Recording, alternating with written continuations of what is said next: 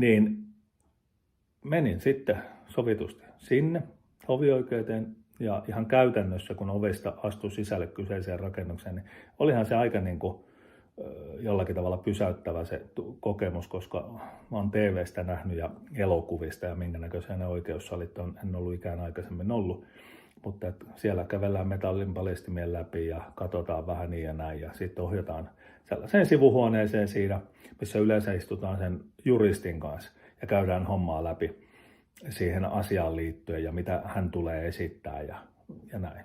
No nyt mä sitten, kun mut ohjattiin siihen, niin minä kävin itteni kanssa läpi ja sitä hommaa ja millä tavalla ja koitin vähän muistella, että miten tässä menee alkupuheet ja millä tavalla nämä puheenvuoroasiat nyt sitten menikään ja tietenkin se asian ydin siinä mukana. Sitten tuli kutsuvartija tai mikä se nyt onkaan nimikkeellä, tuli kutsu tuolta pääsaliin, taikka saliin, sinne oikeussaliin ja sinne sitten. Ja ei mitään paperinippu mukana sinne, istumapaikka ja homma lähti käyntiin. Siellä istui sitten muistaakseni 4-5 laamannia ja mitä ne kaikki on nimeltään. Ja sitten se korkein salissa, niin onko se sitten hovioikeuden neuvos tai presidentti. Vanhempi mies oli tässä käsittelyssä, joka siinä sitten johti orkesteria ja lähdettiin esipuheella homma läpi puolin toisin ja siellä oli muutama velkojakin mukana ja asia kävin esittämässä. Siellä tuli tiedustelut, kyselyt, niin kuin ne nyt oikeussalissa sitten TV:stäkin on nähnyt. Ja näin se eteni. Reilu tunti saatiin käytettyä.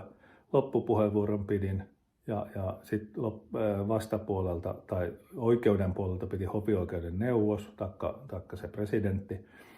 Ja totesi näin, että antoi niin täydet pisteet siitä, että oli niin perehtynyt asiaan, osasin niin toimia protokollan mukaankin. Näin hän väitti ja jopa heitti, että voi laittaa ansioluetteloon, että hän antaa täydet suositukset siitä, että homma oli mennyt niin putkeen ilman tämmöistä niin ammatillista osaamista kyseiseen niin tähän juridikan ammattiin. Kertoi, että muutamia kuukausia menee, kun päätös sieltä saapuu. No, ikään kuin se kirje saapui, niin sitä vaimon kanssa sitten niin kuin kädet täristen avattiin ja mietittiin samalla, että mitenköhän tässä meillä nyt sitten loppuviimein kävi. Ja kun se nivaska saatiin vedetty auki, luettiin ne ensimmäiset mitä kaikkea, ja kun päästiin sille sivulle ja kohtaan, missä päätös lukee, niin kyllä se varmaan niin kuin voisin kuvitella, en ole lottovoittoa tai mitään isompaa voittoa ollut voittamassa, mutta semmoinen, ketä on saanut, niin se varmaan voi kuvastaa samaa tunnetta. Eli päätös siellä luki, että meidän valitelma oli hyväksytty ja tarkoitti, että käräjäoikeuden päätös on hylätty. Jolloin se paperipumaska ja koko posti palautui takaisin käräjäoikeuden käsittelyyn ja he sai tehdä uuden jäsentävän työn asian suhteen. Asiahan sitten se eteni sillä tavalla, että tämä, joka oli meidän asioita pitkään hoitanut ja sillä oli erittäin hyvä maine ja on edelleenkin ja kauan tehnyt ja tietää asioista, niin hänelle sitten tuli soitto kyseisestä käräjäoikeudesta, että hei, tämä heidän eli meidän asiat, jotka on ollut siellä niin kuin hoidossa ja niin kuin työn alla, niin ne tullaan ottaa häneltä pois ja ne siirretään sitten toiselle paikkakunnalle tuomarismiehelle ja he tekee sitten tämän homman loppuun ja kaikki maksuohjelma ja kaikki byrokratia, mikä tähän velkajärjestelyyn liittyy. Mutta tämä meidän asianhoitaja Pietarsaaressa, niin hän oli erittäin nyreissä ja kertoi, että näin ei ole ikinä käynyt. Ja että soitetaan, että asia otetaan pois ja annetaan se jollekin toiselle. Tässä ei ole mitään muuta, hän ei voi niin kuin ymmärtää muuta kuin se, että kun asia oli mennyt hovioikeuteen ja se on siellä kumottu ja takaisin käräjäoikeuteen, niin siellä on nyt sitten, vaikka näin tuskin ei saisi olla, mutta tämä onkin vain olettamus, mitä nyt kerron, niin siellä on pystytty asiaan vaikuttaa sitten siellä käräjäoikeudessa niin, että se on otettu meidän asianhoitajalta pois ja haluttu ehkä paremmalle asianhoitajalle, joka ehkä sitten tekee kaikki asiat niin kuin käräjäoikeus haluaa. Ja semmoinen ohjelmahan sieltä sitten tuli. Voin tässä kohdassa kertoa kaikille, ketkä kuuntelee, että velkajärjestelyohjelmia, ne on aina räätälöityjä. Muutaman kerran hän oli sitä joutunut palauttelemaan ja korjaamaan ja näin. Eli joku velkoa tai kuka siellä on sitten halunnut sitä asiaa vielä muokata ja fiilata edullisemmaksi heille tai jollekin tapauskohtaisesti. Mutta pääsääntöisesti tämmöinen ohjelma, niin se yritetään toteuttaa niin helppolukuiseksi ja selkoiseksi, että velallisella on mahdollisuus sitä hoitaa yksiselitteisesti.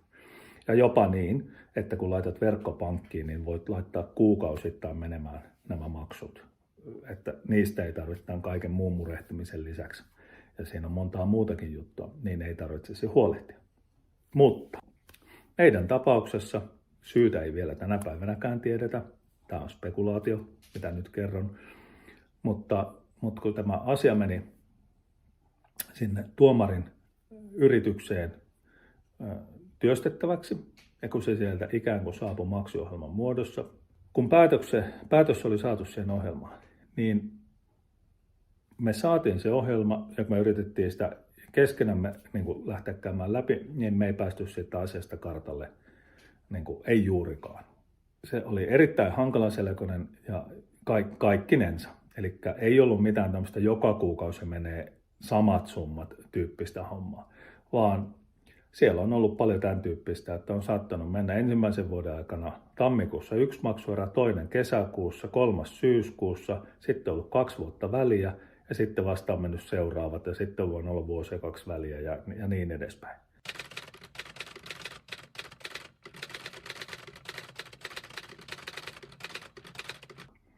Ja tässä kohtaa voin kertoa sen, että omalle kohdalle ohjelman pituudeksi tuli yli 14 vuotta.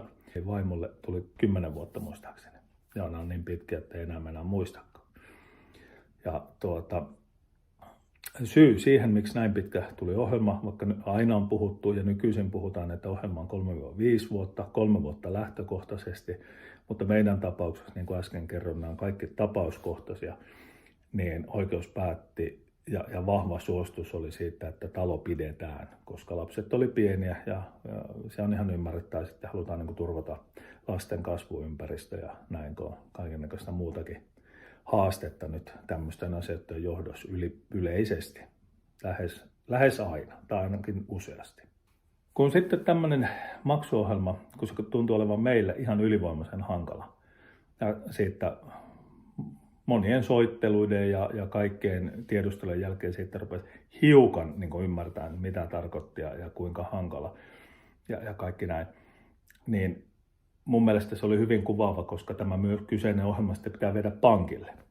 Eli pankin johtajan asemassa oleva henkilö totesi meille, kun hän katsoi, että tämä on ihan järkyttävän hankalan näköinen, että hän ei ole ikään nähnyt.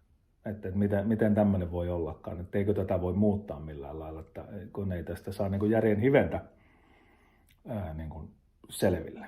Että ihan niin kuin tämä olisi tarkoituksella tehty näin vaikeaselkoiseksi. Ja he sitten vielä lähetti tämän, ja niin vissiin pankin kuuluukin, niin lähetti heidän lakiosastolle Helsinkiin tämän kyseisen pumaskan, aika paksu nippu paperia. Ja sieltä tuli ihan samantyylinen palaute, että ihan käsittämättömän hankalaksi ja vaikeaselkoiseksi tehty ohjelma. Ja mutta näin se sitten oli. Ja nyt sitä on jo sitten menty yli 10 vuotta. Ja sen kanssa selvitty ja taisteltu. Ja tietenkin näinhän sen kuuluu olla. Olet yrittäjänä, tämän tietää todella moni. Ja jos kova kurssi käy, eli konkurssi, niin pahimmassa tapauksessa sitten joutuu sitten maksaa, riippuen aina, mitkä ne taustasyyt on. Mutta tarkoittaa lähinnä sitä, että silloin kun on ollut, niin kuin minussa oli itse asiassa tavallaan se syy ja syyn kannankin, eli semmoinen niin kuin en antanut täyttä huomiota, niin kuin olisi asiaan kuulunut, niin maksan siitä oppirahat. Näin se vaan menee. Tämmöinen se on niin kuin se noin pääpiirteittäin sitten se velkajärjestely niin kuin ohjelma. Se tietenkin on paljon monisäikeisempi ja meidänkin tapauksessa se on niin kuin hankala ohjelma, Mutta se, mitä voi sitten todeta, mikä tekee vielä niin kuin niitä omia mausteita ja kimurantteja tilanteita, kun on tarpeeksi niin kuin haastavaa sitten muutenkin, niin tämmöisen ohjelman kanssa on se, että siellä nämä velkojat, onko ne Intrumia tai, niin kun ne sitten myy niitä keskenään toisilleen ja kelle myyvät, niin näissä sitten, vaikka sieltä pitäisi kirjeet tulla ja info, niin näissä olisi sitten syytä pysyä mukana velallisena. Ja velallinen on aina velkajärjestelyohjelmassa, ainakin meidän papereissa näin lukee, niin olet täysin vastuussa ja pitää olla tietoinen, kuka myy kenellekin. Niin kuin, kenelle sinun on syytä nämä rahat jatkossa tilittää. Jos aikaisemmin se oli tänne, niin nyt se on tonne. Että onko se aikaisemmin ollut Intrum, niin nyt se voi olla Lindorff ja mitä niitä kaikkia muita. Että jos joskus tässä elämänvaiheessa vielä saatan olla semmoisissa hommissa tai töissä, että voisin ja pääsisin vaikuttaa, varsinkin mikä koskee tämmöisiä talousasioita ja velkajärjestelyasioita, niin siellä on todella paljon päivitettävää ja parannettavaa. Että kumminkin on paljon ihmisiä, jotka sinne ei ole todellakaan joutunut kevytkenkäisyyden tai hämärissä tai huonon asioiden hoitamisen takia. Että kyllä niitä tapahtuu todella paljon ihan niin kuin hyvin aikein ja täysin annetuin effortein, niin sitten joudutaan ulosottoon ja sitten koitetaan pyrkiä saneeraukseen. Mutta siellä on paljon parannettavaa tämän järjestelmän osalta, minun mielestä. Ja mulla on siihen kyllä löytyy perusteluja, mutta voin niihin palata joskus myöhemmin. Mitä tulee tuohon ammatilliseen tarinaan, niin vielä jatketaan sillä. Tuossa nyt käsiteltiinkin äsken velkajärjestelyyn ja talousasioihin liittyviä asioita.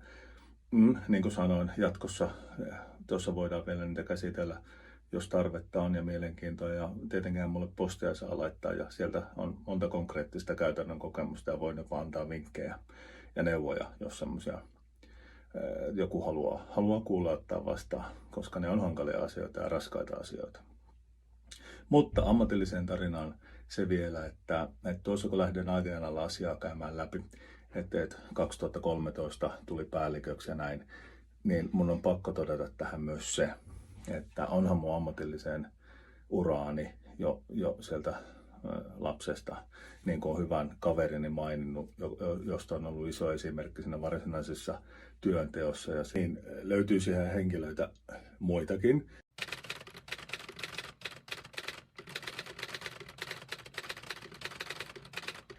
Mut yhden vielä mainitsee ja varmaan tunnistaakin ehkä sitten itsensä, niin on ollut kymmeniä vuosia myöskin niin kuin tuttu ja sitten myös hyvä kaveri myöskin. Ja sitten oli meillä työjohdossa. Työjohdossa 2000 valittiin vanhan eläkkeelle jäävän pitkäaikaisen työjohtajan tilalle ja toimi meillä työjohtajana. Näki monet mun nuoruuden vinkeet ja hankalan luonteeni kasvutarinaa ja onneksi kaveri on todella pitkämielinen ja siinä mielessäkin fiksu ja osasi käsitellä sitten ja näin, että miten tämmöistä persoonaa kannattaa käsitellä, että mentiin niin oikealle uralle. Että kyllä siellä on tämmöisiä henkilöitä ja edelleenkin hyvä tuttuja asioita voidaan pallotella, mutta tämmöisiä jokainen tarvii niin kuin muita ja kysyä neuvoa ja saada muilta niin kuin oppia ja tukea, koska näitä kaikkia asioita, olkoon se ammatillinen ura ja tarina tai kouluun liittyvä tai mikä vaan urheiluun, niin kyllä se ympäristö ja sieltä saatava tuki ja muu, niin ne on todella merkityksellisessä asemassa näissä asioissa ja johtaa sitten parhaimmillaan sitten niin kuin hyvinkin valintoihin jatkossa. Sen 13 vuonna päällikön rooli, siinä oli opittavaa ja taas kerran Snellmanin työnantajana antoi hyvät mahdollisuudet. Siellä tuli oppia ja koulutustakin ja sitten kurssimuotoja käytiin Vaasan yliopistossa, mitä työnantaja järjesti ja kaikki niin kuin tapahtui sen mukaan hyvin. Samoin kuin se niin kuin käytännön työ sitten työjohdon ja henkilöstön kanssa.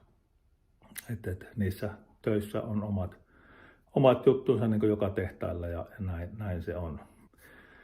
Tätä työtä tein 16 vuoteen asti. Sitten kyseisessä firmassa tuli organisaatiomuutokset vähän isommin muutoksia niin myös munkin rooli vaihtui siinä mielessä, että nimike vaihtui prosessiomistajaksi, kehittäjäksi, onko se sitten niin kuin tuotantopäällikkö tai jotain sinne päin, prosessijohtajia ovat nykyään, niin alueet myös kasvoi samalla. Eli teurastamon lisäksi tuli leikkaamo, ja sitten se tarkoitti, että henkilöstöä oli jo kaikkinensa 300 siinä alueella, joiden kanssa sitten yhteistuumin käytiin asioita läpi, mitä voitiin saada parannettua. Ja mulla oli aina, niin kuin varmaan sieltä omasta käytännön taustasta johtuen, mutta minkä koin hyväksi, niin olin pistänyt kalenteriin, ja kyllä joka päivä mulla oli merkintä, mutta että mä käyn tunnin verran tuotannossa. Mä kävin tietoisesti eri alueilla, eri paikoissa ja jututtaan porukkaa, siis työntekijöitä, että miten menee, mitä niitä näitä, kaikkia juttuja. Mun mielestä ne on tärkeää kuulla, että sä myös oot siinä niin kuin läsnä ja näkyvillä työnjohdon lisäksi. Että se päällikkö ei istu siellä jossakin konttorissa vaan, ja sitten se näkyy vain kerran vuodessa, kun se pitää infoa. No, tätä työtä sitten teinkin vuoteen 2018, ja siinä sitten tapahtui jotain merkillistä sen suhteen, että rupesi tulemaan ulkopuolelta muutamia headhunteri niin kuin yhteydenottoja, tarjottiin töitä ja yritettiin niin kuin saada muutamaan muuhun tehtaaseen Suomessa. Enkä ollut hakenut, mutta firmassa oli niin kuin hyvä olla. Niin kuin monesti olen todennut sen, kaikki jotka mutkin tietää, niin ne on todennut, että se on niin kuin toinen koti ollut monta kertaa, että kun siellä on kasvanut nuoresta. Joka tapauksessa 2018 vuoden alkupuolella tulikin sitten oli 3. vai 4. työtarjous niin sanotusti tähän samaan läjään. Oli todella yllättävää, mistä nyt niin kuin tulee. Että kun näitä niin kuin näin tulee, niin alihankkijalta, joka oli pitkään toiminut kyse niin kuin Snellmanille. Ja luulin, että oli kyse jostakin tietystä projektista, mistä keskustellaan, mutta näin ei ollut. Tarjous myyntityötä, käytiin sitten useammat keskustelut siitä läpi, mitä se voisi tarkoittaa. Ja joudun kyllä taas kerran miettiä ja mietinkin paljon, että lähdenkö ja miksi ja näin, koska kyseisessä talossa oli niin paljon positiivista. Mutta koin sen asian sitten sillä tavalla taas kerran, että se mikä on, niin kuin vaikuttaa jotenkin, en sanonut, että se työ ei ollut liian helppoa, ei, niin se ei ollut, mutta jollakin tavalla halusi siinä mielessä niin kuin nähdä jotain muuta kuin 4 seinän sisällä kärjistettynä tehtaassa, kun on niissä samoissa ympäristöissä, kun on tarpeeksi kauan, niin niihin sokeutuu, sano kuka mitä hyvänsä, niin tulee niin sanotusti, niin kuin kotonakin, niin sokeudut asioihin, mitä sitten näet tai kuulet, jos joku muu tulee ja se näkee sen eri lailla. Näin se tapahtuu työelämässäkin. Niin näitä asioita miettien, niin sitten päätin tarttua tähän kyseiseen työtarjoukseen, eli sitten huhtikuussa 18 siirryin Mesmekille teknisenä myyntipäällikkönä. Ja siellä sitten on konelaiteedustuksia sitten elintarvikealalle laajasti. Ja sitten lähdin siinä kollegan kanssa ja esimiehen kanssa sitten tekemään ja niitä markkinoitiin ja asiakaskontaktointia ja verkostoitumista, koska olin niin kuin siinä mielessä alalla aika uusi nimi. Yritys oli tunnettu, toki on edelleen. Ja se, mitä sitten taas Mesmekki antoi niin kuin teknillistä osaamista ja asioiden ymmärtämistä ihan toisella tavalla ja niiden ratkaisemista ja mitä ne niin kuin tarkoittaa ja sen tyyppistä jäsenystä niin kuin todella niin kuin hyvin saan kollegoilta, jotka esimiehiä ja sitten taas ovat niin kuin insinöörejä ja hyviä omassa toiminnoissaan ja just niin kuin teknillisinä vahvuuksilla ovat niin kuin hyviä. Niin tämmöistä oppia ja tukea, mistä on ollut sitten, kun nämä taas lyödään yhteen, niin ne on niin kuin erittäin hyviä asioita. Et toisessa oli henkilöstö ja toki tekniikka mukana, mutta sitten taas tässä jälkimmäisessä työtehtävässä teknillinen oli niin kuin pääpaino lähes täysin. Niistä niin kuin erittäin niin kuin hyvät opit ja kokemukset sitten tuli. Sen lisäksi tietenkin tuli erittäin hyviä asiakassuhteita.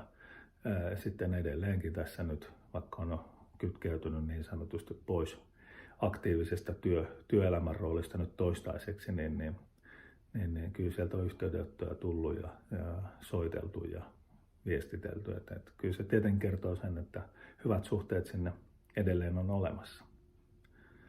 Tämän tyyppinen oli se mun aidosti ammatillinen taustani, joka siinä mielessä poikkeuksellinen varmaan, mitä mä nyt viittasin siihen suositun somelääkäri Aten, jota haastateltiin viiden jälkeen ohjelmassa, kun hän kertoo omaansa, niin myös mulla, että niin kun sitä etuliitettä amispäällikkö, amisjohtaja voin käyttää, koska hän kutsuu itseään amislääkäriksi.